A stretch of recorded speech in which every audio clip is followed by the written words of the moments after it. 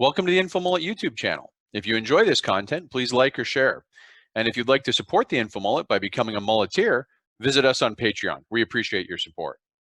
This is the problem, I think, of when crisis management intersects with what I would call very rigid academics. You know, the scientist in Sweden was saying, well, we don't know, so we have to wait till all the data's in. When you're managing a crisis and you have two courses of action, neither of which you know which is the right one, but one of them has an irreversible or unmitigatable effect and the other doesn't, you want to go with the one that you can then reverse or mitigate. This is why the hammer and the dance pandemic response is probably a better response, because it's still, it puts that delaying effect of the lockdown so we can understand, are our assumptions correct?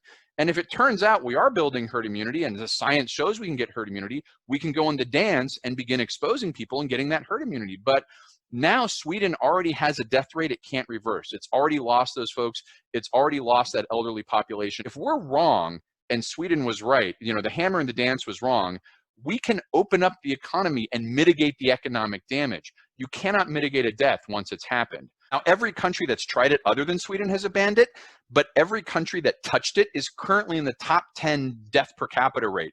The Netherlands, right up there. United Kingdom, they abandoned it, but they're still suffering it.